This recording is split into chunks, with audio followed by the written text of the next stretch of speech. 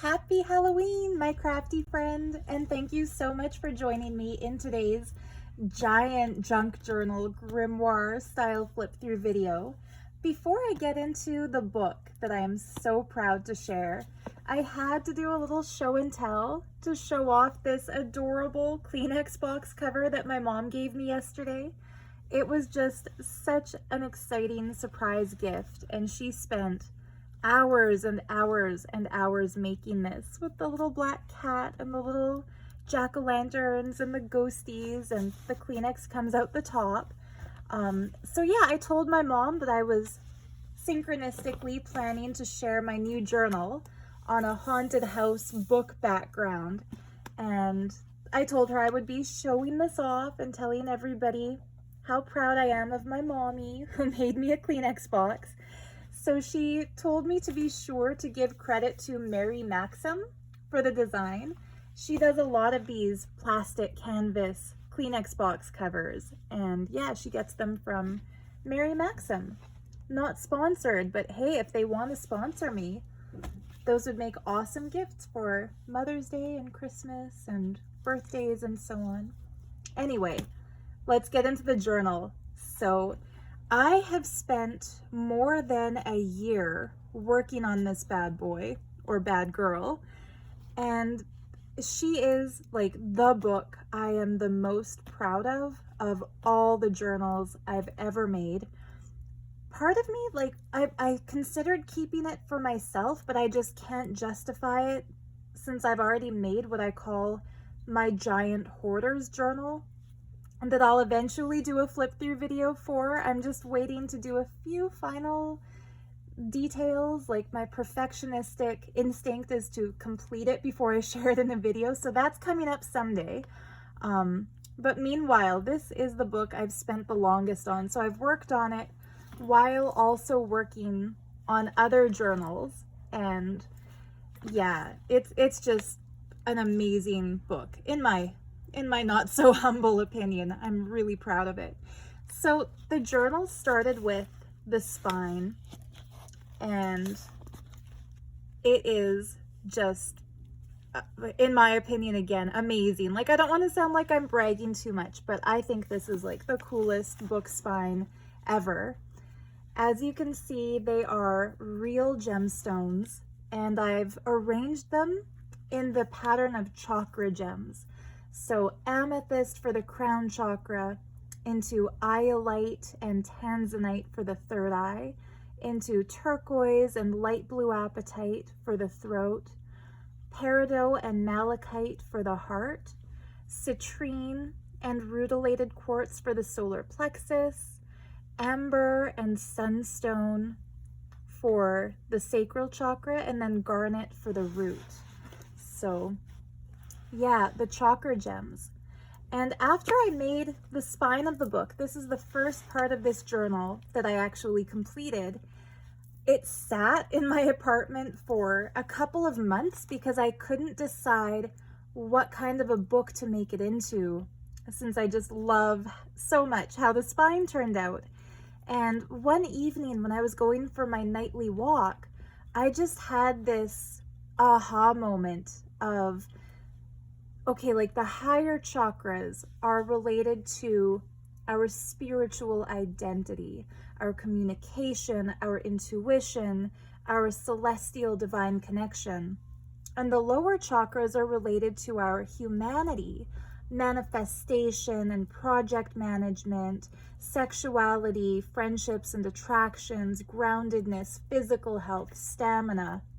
And the heart chakra is like the portal between the two. It's like the bridge. It's our center of love that connects our self-serving, self-driven, like human identity with our more divine celestial aspirations.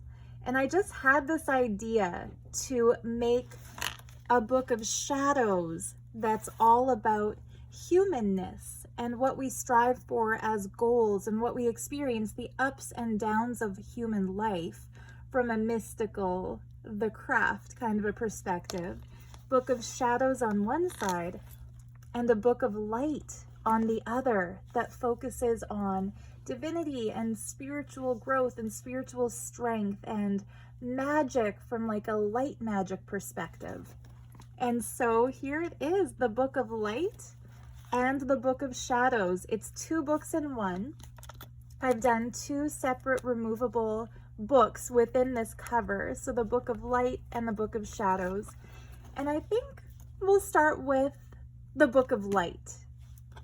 And light, I don't mean it to be like white magic, black magic. I'm not at all into what people call black magic. Like there's no cursing, there's no harming anybody else. For me, the Book of Light is about things that are daytime and sunlight oriented. So botanicals, flowers, things that are on the surface that we're proud of, that we are open to talk about and share.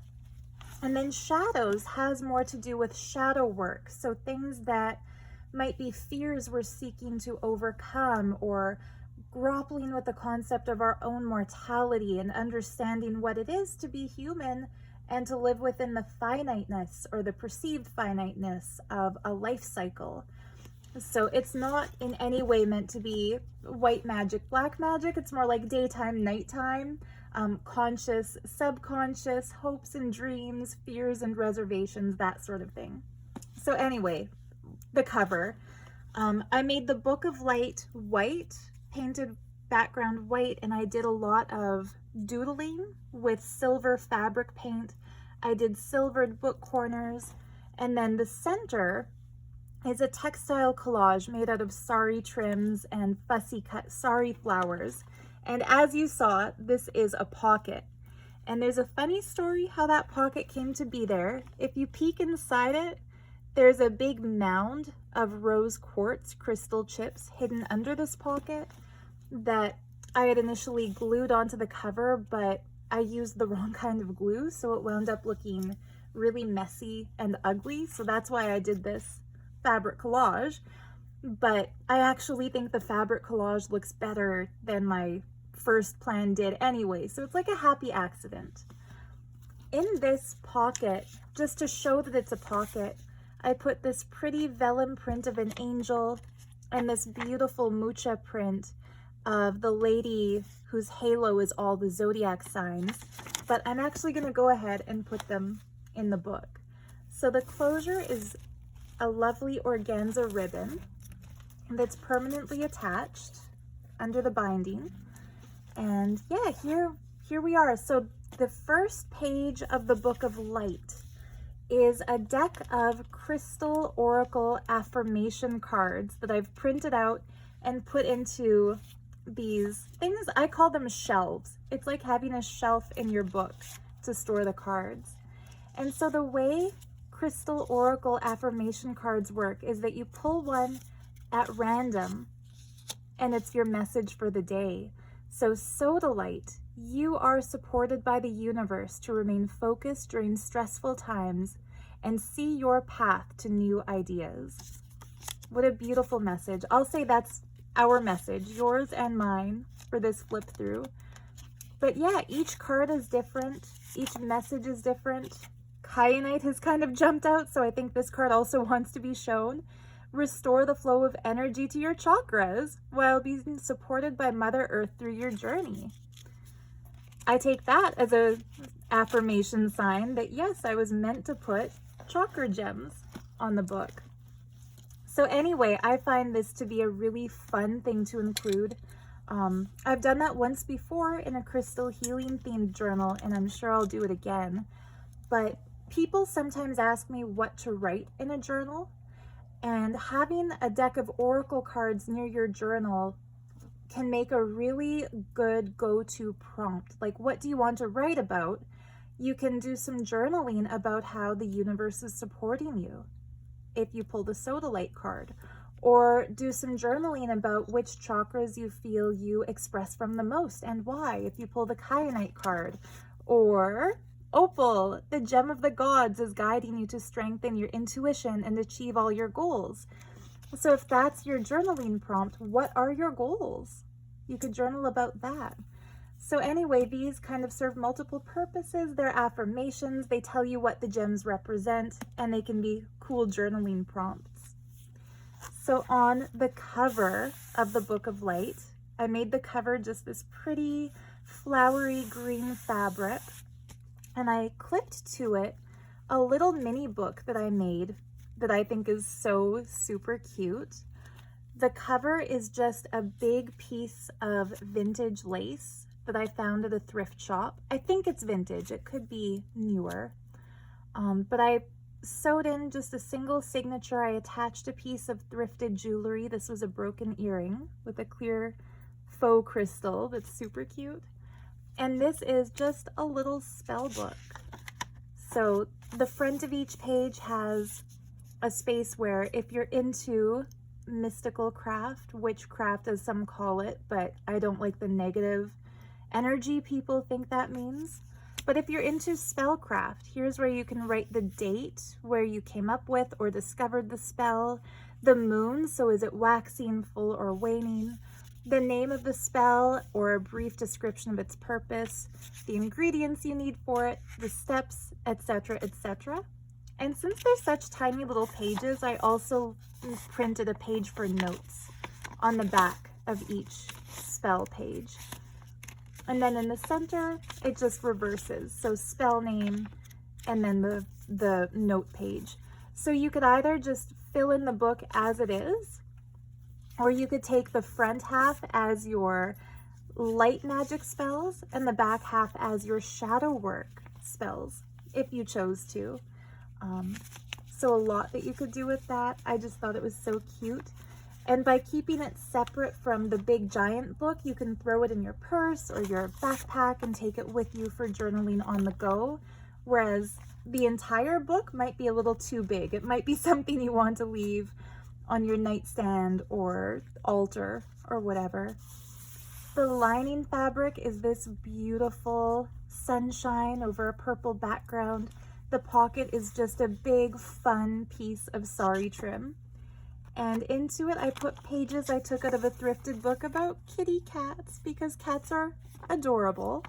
And I put them in with the Book of Light because these are cute, happy daytime kitties, like there's blue sky in the background.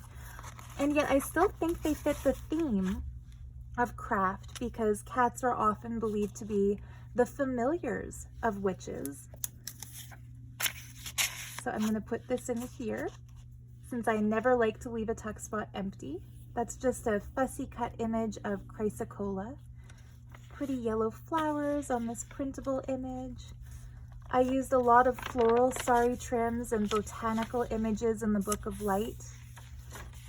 A coloring page. Coloring can be really therapeutic. Some paper that I dyed myself, dyed and stenciled, that bright eclectic trim. I left lots of room for writing and collaging and journaling in here because I see this book as something that you would want to fill up with your own stuff, like write about your own rituals and your own personal spiritual connections and goals and manifestations. It would make a cool manifestation journal. So for example, this 1960s advertisement page that's not really the prettiest picture and it's not advertising the coolest product, this you could just collage all over it or paint it or muck it up with like oil pastels, and you have that space to do it. And similarly on the back of this flip down page, I included this out of an art history textbook just because she's beautiful, the snake goddess. And I wore a little snake ring as my mini equivalent of a Halloween costume when all you see are my hands. I thought that was so cool though, the 60s patterns. That's why I wanted to include that page. So yeah, grid paper, lots of space for writing, beautiful printable from the paper Cameo, beautiful moon phase printable. The center of this signature is this happy, sunny, yellow doily that I thrifted. And it's all held into place, just tied into place, I should say, with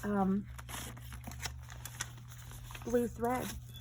So like I said, this Book of Light comes right out, so you can take this with you if you want to go do some journaling away from home. And also when the book is filled in, you could just get a new blank journal and tie it in its place, so you're not stuck with the books that I've put together here. The other thing is they are the size of just a letter size paper. They would also fit A4 size paper. So if you filled up the book but you wanted to add more pages, you could just untie that, fold a piece of paper, and just keep adding to your book. And yeah, it'll get fat, it'll have a gator mouth, it'll be hard to close, but you could keep adding more and more papers. So the center dangles. This is a piece of thrifted broken jewelry, and it just looks like angel aura quartz. It's not. This would be some kind of man-made crystal, but the colors and the shape of the wing here just reminds me of an angel wing and an angelic vibe, so perfect for a Book of Light. And then this is a natural stone of angelite, which crystal healers believe helps connect to higher guidance, whether that be spirit guides, angels, ancestors, gods and goddesses, Ishtadevas, Ishtadevatas. Just a beautiful high frequency gem. And then just pretty floral fabrics, fun boho trim in bright colors, tassel trim. A few extras. I didn't fill this book up with as many glued in images and pockets and things, but I did include some removable things like this bookmark that could be a journaling card, this pocket that you could write a label and glue it down somewhere, just so that whoever gets this book can make it their own when it comes to this kind of sacred practice. Flower and garden form, so pretty. But yeah, when it comes to the kind of spiritual practice in which we would fill up a book of shadows, or in this case, a book of light, it's meant to be a personal exploration and a space to discover our own spiritual connections. So I didn't want to do too much decorating, so that whoever gets it, like I said, can make it their own. Now, before we get to the Book of Shadows, I found this when I was out thrifting, and felt that it just had to be included as a little goodie with this book. So Animal Speak is all about different totem animals and what animals represent throughout different world traditions and world belief systems. And it's meant to be like if you have a vision or a dream about a specific animal, or if an animal comes into your life, like say somebody sends you a card with a bear on it and you take it as significant, you can look that up and find out what it represents. So for example, cat, mystery and magic is afoot, but you must find your own way of expressing it. Develop your ability to be more independent. That's pretty cool. You can look up any animal. You could even do like bibliomancy, which is the term for divination, when you just open a book to a random page and take the first thing you see as a message. So here, box turtle, do not rush. You will move through pressures. Let events take their own course. Be patient and do not rush or force. Interesting that that's the message I randomly pulled for myself, because I've had people tell me to make shorter videos and I've been trying to rush myself through this one. So I think box turtle is telling me, take a breath. Don't feel obligated to shorten my video lengths. Anyway, so that was the Book of Light. The Book of Shadows. For those who are not familiar with it, pentacles were part of Celtic mystical tradition. They have nothing to do with evil. They are not evil or negative. They represent earth, air, fire, water, and spirit. So that's why this is here. It represents the elements. Opening the Book of Shadows, you can immediately see it has more of that nighttime dark vibe than the Book of Light did. This pretty textile piece was a thrifted scarf, and it flips up to reveal a black scrying mirror. So in shadow work, which is the mystical practice or the spiritual practice of looking at our shadows, maybe negative repressed memories that are affecting our life. They could be past life difficulties that we've gone through that have created karma for us. They can be fights that we've had with people and we want to deny the part we played in those fights. But anything negative in our life that has been repressed or brushed under the surface, nightmares that plague us, and we want to know, where do these nightmares come from? How can I get past them? The concept of shadow work is uncovering these and then healing them. And in shamanic practice, I think this originated with the medicine men in kind of what's now called Mexico, but in that part of the world, they would make scrying mirrors for themselves by polishing slabs of obsidian, a black volcanic glass, and then gazing at their reflections in that obsidian. And the visions, like what needs to come forward, messages from the ancestors, anything that needs to be cleared, would come up while gazing into that black mirror. It's kind of like crystal ball gazing. So this is my crafted version of a black scrying mirror. It's made out of it's made out of clear transparency. I painted the back black with acrylic paint, and then I just covered that up with some pretty marble sticky paper, and then made a frame for it out of beautiful gold sari trim. So this stays put because it's magnets. So I hid magnets underneath this beautiful handmade Indian paper that I've lined the book with. And then I also hid magnets. You can kind of see them poking through under that lace. So that way your scrying mirror stays in place. The reason I've covered it with this veil is that it's believed that once you consecrate a scrying mirror, you can consecrate it, for example, by smudging it with sage and sweetgrass or passing it through incense smoke and declaring that this is yours. Nobody else is supposed to look at it because it reveals to you your shadows, and those are personal and they're private. So this is kept in a sacred way beneath a veil. So it's something in your book just for you. If you are kind of inspired by this and you want to make your own black scrying mirror to put in a journal that you're making, heads up, like the first one that I made was a total flop and became unusable because I glued a piece of decorated paper to the back of it, and then the glue warped it, so it wound up looking like a funhouse mirror. And then I got frustrated. That's why this book took so long. Like I had ideas of stuff I wanted to put in it that haven't been done before. So it was a lot of trial and error. And so don't make the mistake I made of gluing scrapbook paper to the back of a scrying mirror, because that will warp it. This is the kind of stuff you buy on a roll that's sticky that you would like line drawers with. I think it's called contact paper, and that was perfect. So this keeps it relatively flat, and it's still not as clear of an image you'd see in the reflection as if it was a glass mirror, but I think for a craft piece like this, to keep it lightweight, it's a good portable solution. So the lining fabric is this amazing black and white spell fabric that I ordered from, I think it's called Spoonflower Fabrics. They had some really cool magical fabrics. The pocket is sari trim, and in that pocket I put a complete 78 card Rider-Waite tarot deck, a little mini tarot deck that I printed out and cut out each card and put a backing on them.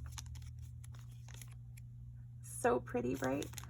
So yeah, the Book of Light has the crystal oracle deck because those are all positive affirmations, and a tarot deck, on the other hand, has cards that represent good things in life as well as obstacles and struggles and hard things in life. So that's why it goes with the Book of Shadows side. And then this is just a printed cheat sheet. So if you're new to tarot and you don't know what all the cards mean, one side gives you a list of all the minor arcana and all the major arcana, and then the other side tells you the reversal meanings. So if you pull a card and it's upside down, what's that all about? So that's there. I made this page by stenciling gold paint onto black cardstock. In the pocket, I've lined the pocket with this gorgeous candle printable made by Release the Crafted. And into the pocket, I put this really beautiful printout of symbols that were used in witchcraft, in good witchcraft, like unicorns, the sunlight, alchemy symbols. And the back is just blank, so a lot of space to do journaling, to write. And then this I thought was so funny. So if you're one of my regular viewers, you know that I acquired a Victorian scrapbook, and I've been working to conserve everything in it to take it off the acidic paper and preserve the pieces. So this was in my Victorian scrapbook. It's from the 1880s. It actually tells the lady who would have bought this newspaper or magazine, paste these in your scrapbook, which I think is adorable. And it's two practical remedies. So for a diphtheria, I don't even know what that is. It recommends raw onion placed between two cloths and alcohol and bound behind your neck. And it claims fungus will disappear like magic. So I thought that fits in a magic book. And that's pretty cool. Okay, so raw onion, tie it around your neck. It'll get rid of the fungus. Cool. No harm can come of that, right? The second remedy, do not ever do this. So if you buy this book and think that I recommend these remedies, I don't. I'm putting this in here as like an old curiosity. But it says for pneumonia, lung fever, or inflammation of the bowels, apply flannel cloths wrung with a solution of 1/2 teaspoon each of laudanum, which I don't know what that is, and turpentine. My God, people. So poor Victorians probably caused more health problems than they solved with this, because turpentine is toxic. And when I went to art school, when we did oil painting, we would wash our brushes in turpentine, but we were told only do this in a ventilated area, never leave turpentine out where you can inhale the fumes.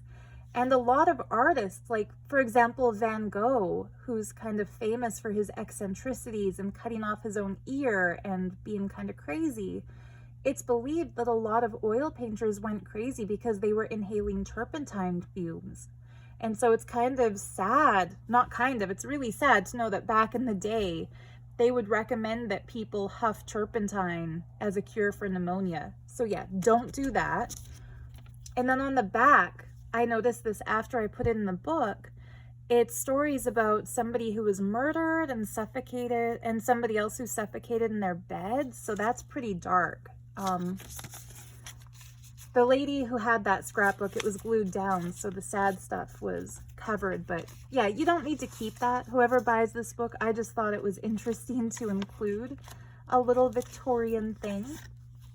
So here's a mesh pocket, and I've decided to put some journaling cards in there. These are both Waterhouse paintings, blank on the back, so you can do some journaling. And then for all the dark blue pages like these, you can journal using gel pens or pastels, or you could use them as backdrops for collage work. I love the Egyptian cat. This is also a Release the Crafted print, and it's kind of like a secret pocket where I stuck another bookmark that can be journaled on. Coffee dyed stenciled vintage dictionary page. Just beautiful printable images. Lots of sari trims for the tabs. Again, like I tried to leave a lot of decorated pretty paper, but with room for journaling and room that you could glue things down. Like you could glue an image over this. It doesn't need to be kept as it is. Another Egyptian journaling page. And then here, I clipped in just a bundle of goodies.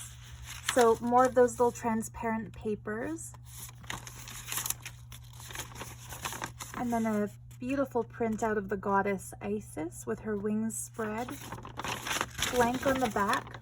I printed one of my coffee dyed designs on the back, so it's not too blank, but blank enough that you could draw on it or write on it. And then this little pouch that was dangling out the side has a pendulum necklace. So pendulums are used for divination when somebody's trying to make a decision that would have a yes or no answer to it. You hold the pendulum, you focus on your question, you ask it, say, go in a circle means yes, and a line means no. And usually when you say circle, it'll start going in a circle. And if you say line, it'll start going in a line. And what it's doing is it's picking up the impulses in your fingers. So it's not like a crazy, like, whoa, it's moving itself kind of a thing. It's more like it reads the really subtle signals in our nerves and gives us the answer that we might know subconsciously, that we might know, but we don't know we know it. So if you're asking, like, should I do one thing or another, you usually already have an idea of what you want to do. The pendulum will help you discern that if you really don't know what you want, by pulling up your subconscious choices. So I made this pendulum using labradorite, a stone of magic, and black obsidian, a stone of psychic protection. And then the top gem, I'm not sure if the camera's picking it up, but there's like a pretty flash, like a sparkly thing in that obsidian. That's because this is rainbow obsidian, so it has a gorgeous color play when you hold it up in the sunlight. And I like that it's dark, but it also has its own inner light. And yeah, this, you can wear it as a necklace. You can kind of clip the clasp anywhere along the chain, so you can have like a choker with a pendulum that's hanging from it, or you can have a loose fitting comfortable necklace by clipping this closer to the pendulum. And when it's open, it's easily used for your scrying. So that's kind of a little gift with purchase. I felt like if I could give this book a theme other than like light and shadow as the theme would be that this is a book of divination. You have an oracle deck, you have a complete tarot deck, you have a pendulum, you have a black scrying mirror, you have the Animals Speak mini guidebook where you can look up animal totems. So yeah, it's kind of like an all-in-one, everything you need to start a divinatory practice. The center for this one also ties in with the same kind of hemp twine, so you can take out the Book of Shadows and use it separately, just like you can take out the Book of Light. And the dangles on this one are sodalite, which makes it so cool that the sodalite card was the first card I pulled when I opened the book, and labradorite for magic. And then this one is black tektite, which is an amazing magical stone. Tektite is formed when a meteorite strikes the earth. Some people call it impact glass. So it's a fusion of the extraterrestrial material, so the meteorite substance, with terrestrial material, the sand, the dirt below. And as a glass, of course, it was formed in fire. So like the fire of that meteorite burning up as it enters the Earth's atmosphere splashes down as this molten glass. And it's a really amazing combination of material from space with material from Earth. And it's all about transformation, how it was born out of fire. It became what it was through that fiery impact. Trying to flip it a little bit more quickly to get to the back. The trims I chose for the Book of Shadows, again, are a little bit darker than those in the Book of Light, but I tried to make it so that they're still beautiful. Some spacey image. There's a pendulum. Picture of a pendulum, I should say. So this page is another, the other side of that coffee dyed dictionary page. We'll put this little waterhouse painting in there. The other side, I put a print of a really hilarious Victorian calling card. This calling card from my Victorian scrapbook. This is a photocopy I made of it. Sorry, the glue kind of pulled some of the dictionary page. Actually, that's good. It gives it that rough, old-fashioned look. But this one I thought was so hilarious because it's this beautiful, almost Art Deco looking image. For the Victorian era, this looks Art Deco-y. But the sentiment inside it, a foolish son is a grief to his father. Why would somebody want to put that in their scrapbook? I find it funny and quirky. So what I'm doing with mine that I made for myself from the same card, I'm going to paint some gold watercolor paint around the edge, and then using an X-Acto knife, I'm just going to cut out that saying and use it like a little frame over a saying that I like better. Because I don't have a son, let alone a foolish son, and I just think it's funny. But it's funny that they would put such a weird quote in such a beautiful little frame. So I included that in the book, just almost like a little joke. How pretty is that printable? I put this blue tassel trim on this blue coffee dyed paper, and I think that is so pretty. This page is actually a mandala that I made with one of my own hand-drawn pen and ink drawings. So I drew all of these lines, but then I put that segment of my drawing into one of those mandala makers that you can find online, and it turned it into this. So this could be a coloring page, or you could write a letter to yourself and seal it up in here, or use it for collaging, you know, whatever. And that brings us to the end. So the last page of the Book of Shadows, gorgeous moon moth on that fabric with the moon. And I put a pocket, and in the pocket is made just out of a spool that I found thrifting of this pretty, it's like a ribbon, but it's been bunched up into, what do they call that? I forget the word for it, but it's like a ready-made ruffle. And into that ruffle pocket, I put this envelope that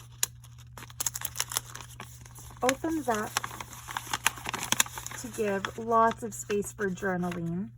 We'll put the last of those waterhouse images here. Look at this beautiful, magical woman at her loom. So we'll put her in that pocket. The closure is a pretty golden Dresden trim star. But yeah, this was also a Release the Craft and printable image, and I think it's just so pretty. So there you have it, the Book of Shadows that comes out, that includes a pendulum. Whoops, I'll have to pop that back on.